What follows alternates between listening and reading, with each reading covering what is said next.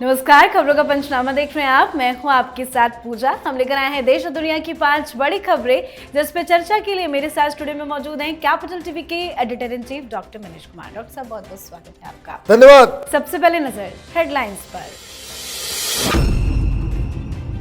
भारत के सामने चाइना का सरेंडर, पीएम मोदी की बड़ी जीत, एलएसी पर सामान्य होने लगे हालात, सेनाओं का डिसएंगेजमेंट शुरू, 4-5 दिनों में शुरू हो जाएगी पेट्रोलिंग। नामांकन के बाद प्रियंका वाड्रा ने वायनाड के लोगों के लिए लिखा इमोशनल लेटर। कहा, राहुल और वायनाड के रिश्ते को मजबूत करूंगी। इस लेटर को यूडीएफ घर घर तक पहुंचाएगी।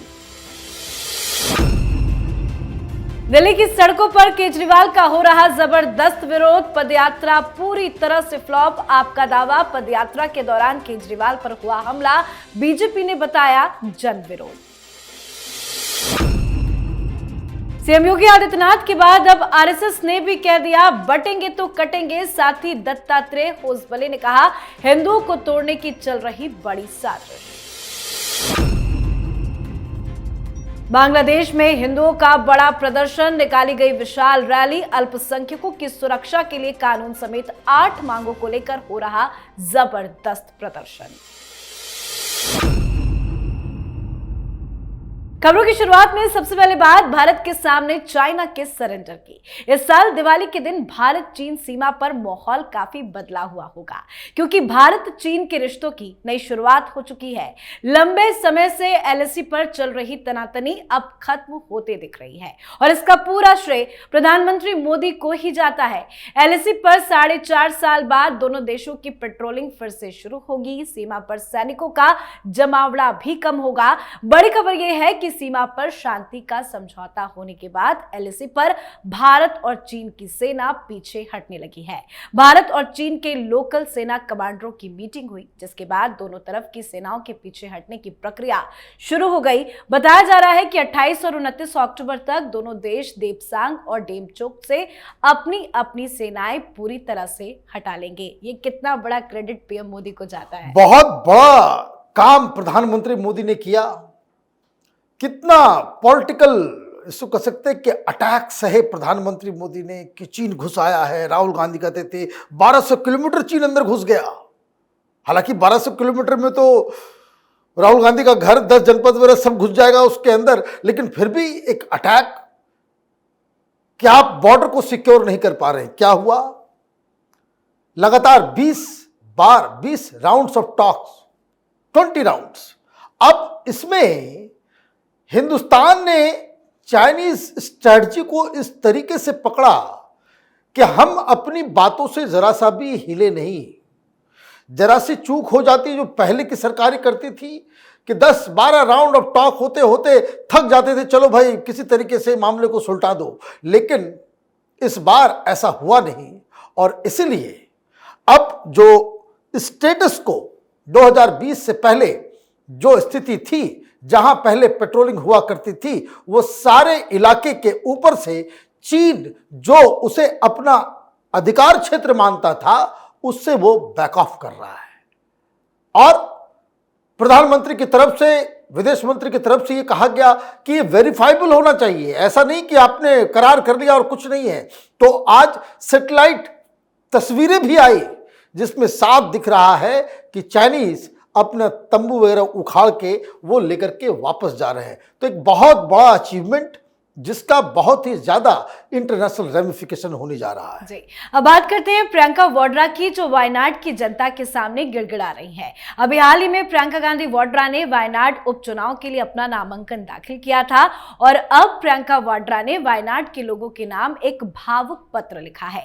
इस पत्र के जरिए उन्होंने वहां के लोगों के प्रति अपने अनुभवों और सपनों को शेयर किया है। पत्र में प्रियंका गांधी वाड्रा ने वायनाड के लोगों और उनके भाई राहुल गांधी के बीच गहरे संबंध को भी स्वीकार किया है। उन्होंने लिखा है कि आपने मेरे भाई को अपना प्यार दिया है और मैं जानती हूं कि वो इसका पूरा आभार व्यक्त करता है। प्रियंका ने क्षेत्र के सामने आने वाले मुद्दों, विशेषकर खेती और आदिवासी समुदायों की चुनौतियों के प्रति राहुल गांधी की चिंता से अवगत कराया।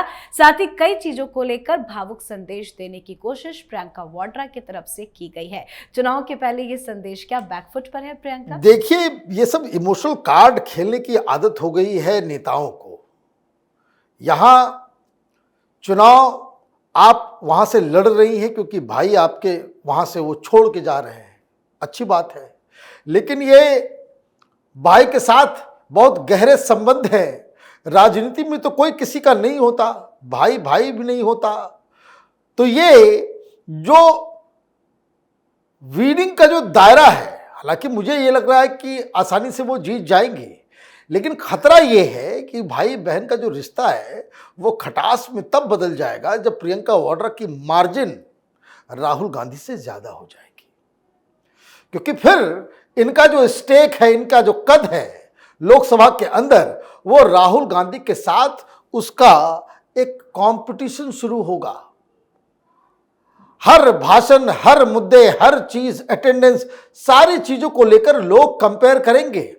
और तब ये देखना पड़ेगा कि कांग्रेस पार्टी में क्या होता है, क्योंकि कांग्रेस पार्टी के कई सारे लीडर्स ने तो पहले ही ट्वीट वगैरह करके ये बता दिया कि वो राहुल गांधी से ज्यादा प्रियंका वाड्रा को पसंद करते हैं। कई सारे लोगों ने खुल्लम खुल्ला कह दिया।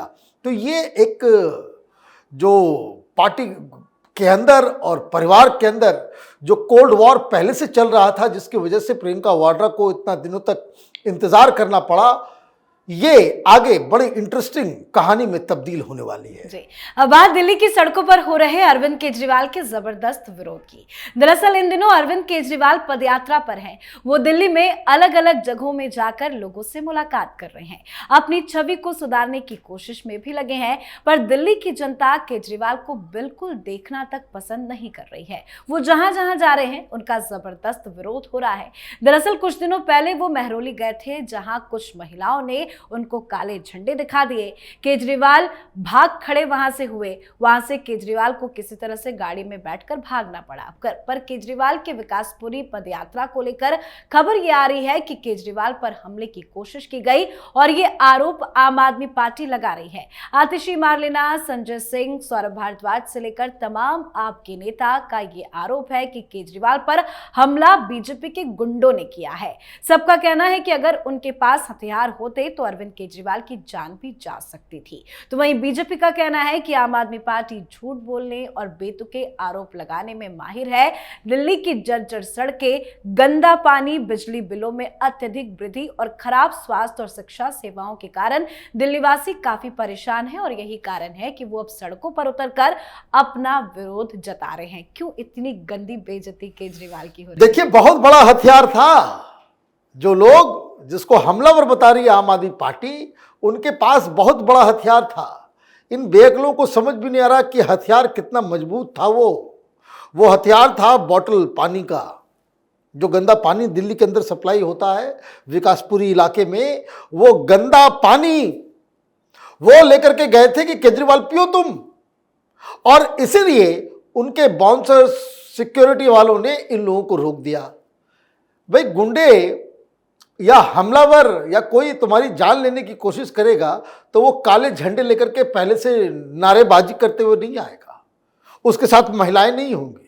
वो आपके लिए इंतजार एक चौराहे पे नाराबाजी करते हुए नहीं करेगा। ये दिल्ली की आम जनता है जो आपका विरोध कर रही है। आपको मौका मिल गया कि भाई ये तो मीडिया में आएगा कि केजरीवाल को पानी पिलाने के लिए कहा जा रहा है। कई जगहों पे अब ये सिलसिला शुरू होगा। काला झंडा महरौली में भी दिखाया गया, आज विकासपुरी में दिखाया गया। तो ये जो पदयात्रा इन्होंने शुरू की है, वहां हर जगह विरोध हो रहा है। तो ये मुझे दरअसल लग रहा है कि चीज़ों को बाकायदा एक तूल देने के लिए जिस तरह की राजनीति, ड्रामा, नाटक, नौटंकी की जो राजनीति जिसमें महारत हासिल कर चुकी है आम आदमी पार्टी, उसी का एक तरीका है कि आपने लोगों के विरोध को, आपने ये नहीं बताया कि वो क्या नारेबाजी कर रहे थे। वो डिमांड कर रहे थे कि भाई आपने कहा था 500 नए स्कूल खुलवाएंगे, कितने खुले? आपने ये वादा किया था कि 20 नए कॉलेजेस खुलेंगे, कितने खुले? पानी गंदा, बिजली का बिल जो खास करके कॉमर्शियल इलाकों में, वो हिंदुस्तान में सबसे ज्यादा, सबसे महंगा बिल जो है वो दिल्ली के अंदर आ रहा है। तो ये सारे सवालों के लिए केजरीवाल जी जवाब नहीं देंगे और कोई सवाल पूछेगा, कोई विरोध करेगा तो आप कहेंगे कि ये गुंडे हैं, ये हमलावर हैं।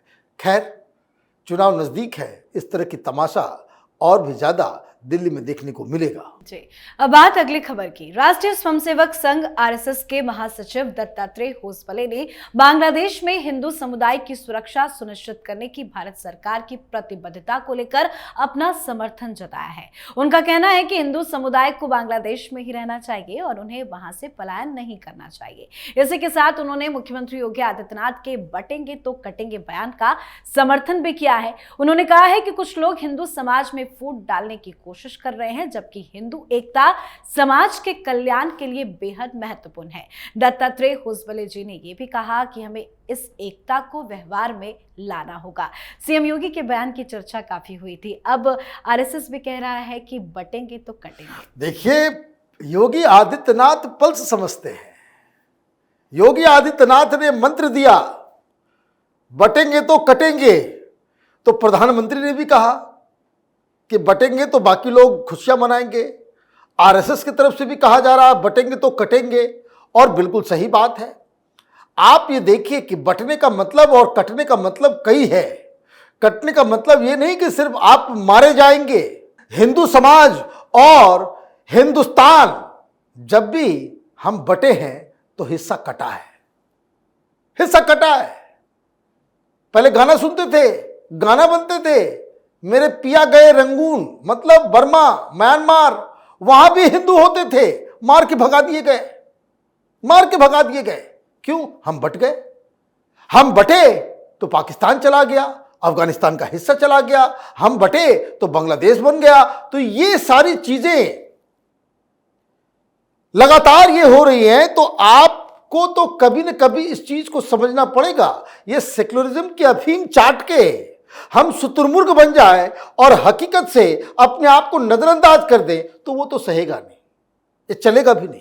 अब बांग्लादेश के हिंदुओं को मंत्र दिया गया है, ताकत दी गई है, सहारा दिया गया है, और यह ऐलान किया गया है कि आप वहीं पर डटे रहो।